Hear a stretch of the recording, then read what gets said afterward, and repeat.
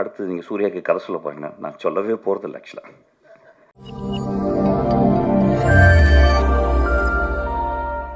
நண்பர்களே, நான் சொன்னேன், நான் படித்த எல்லா புத்தகங்களோட கருணை இதுதாம்மா நான் படிச்சிருக்கேன் அப்படின்னு சொன்னேன். நான் படித்த எல்லா டால்ஸ்டாய் கதைகளையும் கூட இந்த இந்த இந்த இந்த ஈவெண்ட் தான் எனக்கு பெருசாக பட்டுச்சு அப்படின்னா. இதை நான் பகிர்ந்துக்கிறதுக்கு தான் இன்றைக்கி நான் வந்தேன். ஆக்சுவலாக நான் வந்திருக்கவே மாட்டேன் ஆக்சுவலாக. ஏன்னா அந்த டாகை பற்றி ஏதோ ஒரு வகையில் நாங்கள் பேசும்போது, என்னோடய அசிஸ்டன்ஸ்லாம் பேசும்போது அதிகமாக நாங்கள் பேசுகிறது பேரன்பை பற்றியும் கருணைகளை பற்றி தான். அதை தவிர வேறு எதுவுமே பேசுறதில்ல. ஒருவேளை அவனுக்கு நாய்களை பற்றி சொல்லணும்னு ஆசைப்பட்டுருக்கான். படம் எப்படி இருக்குன்னு எனக்கு தெரியல. நிச்சயமாக அதில் ஒரு பெரும் கருணை இருக்குன்னு நினைக்கிறேன்.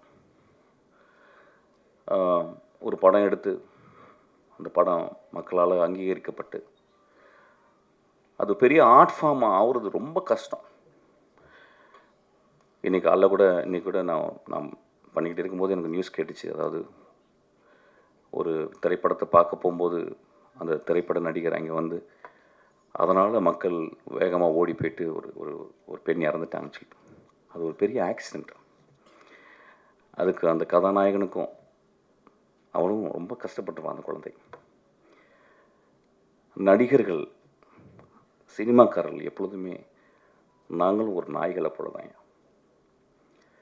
ஏதோ இந்த கிராமத்தில் ஏதோ ஒரு ஊருக்கு மைக்ரேட் ஆகி இந்த இப்போ கலைகள் பண்ணாங்க பார்த்தீங்களா, அது மாதிரி இதை பண்ணி, இதை பாருங்கள், இப்படி நாங்கள் ஆடி காட்டுறோம், இப்படி பாடி காட்டுறோம், நீங்கள் கொஞ்சம் கைத்தட்டுங்க. இந்த மனிதர்கள் இன்றைக்கி ஆடினவங்க கொஞ்சோண்டு கைத்தட்டினா போதும், அவங்க வாழ்க்கை போதும். ஆனால் நாங்கள் கொஞ்சம் மாறி எங்களுக்கு கொஞ்சம் காசு கொடுங்க, உங்கள் காசை வச்சு தான் நாங்கள் சாப்பிட்றோம், உங்கள் காசை வச்சு தான் நாங்கள் கார் வாங்குகிறோம், உங்கள் காசை வச்சு தான் எல்லாம் பண்ணுறோம்.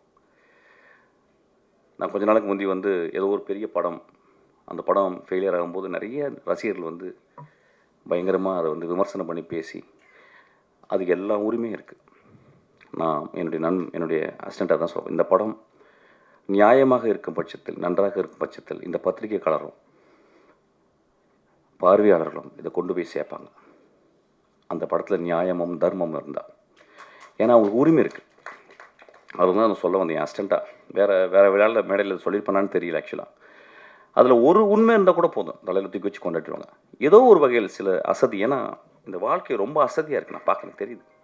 ஏன்னா அவங்களுக்கு ஓடிடி பிளாட்ஃபார்மில் அவ்வளோ படங்கள் இருக்குது. வாழ்க்கையில் 1.25 வினாடியில் பார்க்கக்கூடிய இன்ஸ்டாகிராம் இருக்குது, 24 ஹவர்ஸும் பார்க்குறோம். இதெல்லாம் மீறி நம்ம ஒரு நரேட்டிவ் சொல்லும் போது அந்த நரேட்டிவ் ரொம்ப பவர்ஃபுல்லாக இருக்கணும்னு அவங்க ஆசைப்பட்றாங்க, அவங்க கேட்குறாங்க. நம்மளும் படித்து வளர்கிறோம், அவங்க 200 மடங்கு அவங்களும் பார்த்து படித்து வளர்கிறாங்க. ஸோ ஒரு படம் அவங்களுக்கு நல்லா இல்லாம்போது ரொம்ப கோபம் வந்துடுது, வெகுண்டு வந்துடுது. அவங்க நல்லா ஒரு கேமரா கொண்டு போய் காட்டிடுறோம், அதில் அந்த மனிதர்கள் தவறாக சில வார்த்தைகள் பேசுகிறாங்க. அது பெரும் மனசு வருத்தத்தை. நடிகர்களை நீங்கள் கொஞ்சம் கருணையோடு பார்த்துக்கணும். இந்த சொல்கிறதுக்கு நான் அச்சப்படலை. நான் கங்குவா படம் நான் பார்க்கல, இருந்தாலும் அந்த படத்தை பற்றி விமர்சனங்கள்லாம் வந்துச்சு. இன்னும் கொஞ்சம் கருணையோடு நீங்கள் பார்க்கணும். ஏன்னா சூர்யா போன்ற ஒரு நல்ல நடிகர், ஒரு அழகான நடிகர், நம்ம பத்திரமாக பார்த்துக்கணும் எல்லாரையும். அவங்களெல்லாம் ஒரு சிவகுமார் மாதிரி ஆளுங்களை நல்லா யோசிச்சு பாருங்கள். இன்றைக்கி நம்ம கையில் சிவாஜி இல்லை, நம்ம கையில் எம்ஜிஆர் இல்லை, பெரிய பெரிய ஆளுங்கள். அவங்களோடலாம் பணியாற்றிய ஒரு சிவகுமார்னு ஒரு மனிதன் இருக்கான். எவ்வளோ முக்கியமான மனிதன் நம்மளுக்கு. ஆக்சுவலாக அவங்க வீட்டில் வந்த 2 குழந்தைகள் ரொம்ப நல்லவன். இப்போ நான் ஒன்று விமர்சனம் பண்ணேன். அடுத்து நீங்கள் சூர்யாவுக்கு கதை சொல்ல போறீங்க. நான் சொல்லவே போகிறதில்ல ஆக்சுவலாக. படம் கொடுத்தா கூட நான் ஒத்துக்க மாட்டேன். பட் நான் கருணையோடு பார்க்க சொல்கிறேன். ஏன்னா கருணையை பற்றி பேசும்போது நான் கருணையோடு வரேன். ஒரு படத்தை வெற்றி பெறதுக்காக இந்த குழந்தைகள் நாங்கள்லாம் எவ்வளோ கஷ்டப்படுறோன்றது சொல்லி உங்கள்கிட்ட மடி விரிக்கலை. கிட்டத்தட்ட வாழ்க்கையை மறந்துட்டு வேலை செஞ்சுக்கிட்டு இருக்கோம். அப்போ ஏதோ சின்ன ஒரு பேலன்ஸ் ஆக்சுவலி. அதாவது ராக்கெட் இன்ஜினியர்ஸ் சொல்லுவாங்க, ஒரு 10 வருஷம் கஷ்டப்பட்டு 24 மணி நேரம் ஒத்த சிந்தனையோட கான்ஸ்டன்ட் விஜிலன்ஸோட ஒரு ராக்கெட்டை டிசைன் பண்ணும்போது அது ஏதோ ஒரு சின்ன ஒயர் கொஞ்சம் பிரிஞ்சால் கூட அது வானிலை வெடிச்சிருது. அது ஒன்றுமே பண்ண முடியல. அப்படி தான் சினிமாவும் பார்க்குறேன். ஒரு சினிமாவும் ஒரு ராக்கெட் இன்ஜினியரிங் தான். ஒரு 500 கலைஞர்கள் கான்ஸ்டன்ட் விஜிலண்ட்டோட ஒரு திரைப்படத்தை அப்படியே ஒரு சின்ன சின்ன இலையா பண்ணுறோம். சில டைம் ரொம்ப அங்கே அந்த அந்த மூத்த கலைஞன் ஒருத்தர் இருப்பான், அந்த டைரக்டர்னு ஒருத்தர் இருப்பான் பாருங்கள். அவன் வந்து ஒரு ஒரு இறப்பை நோக்கி போகிற அளவுக்கு போகும்போது தான் ஒரு படைப்பு உருவாகுது. அவன் அங்கே செத்து போவான் கடைசியில். அந்த நாளை வந்து ஃபைனல் அந்த ஷாட் முடிஞ்சு அந்த அந்த அந்த ஃபைனல் மிக்சிங் முடியும் போது பார்த்தீங்கன்னா, வெளியே வரும்போது பார்த்தீங்கன்னா நல்லா ஞாபகம் இருக்குது. ராஜீவ் மேனன் சொன்னாரான் ஒரு தடவை, யாரையா அது ஃபைனல் ஏதோ இப்போ உள்ளே போகும்போது யாரையா அது கீழே பட்டு கிடக்குறா அப்படி செருப்புக்குள்ளே அப்படின்னு. சார் அவர் பேர் பாலான்னு சொன்னாங்களாம்.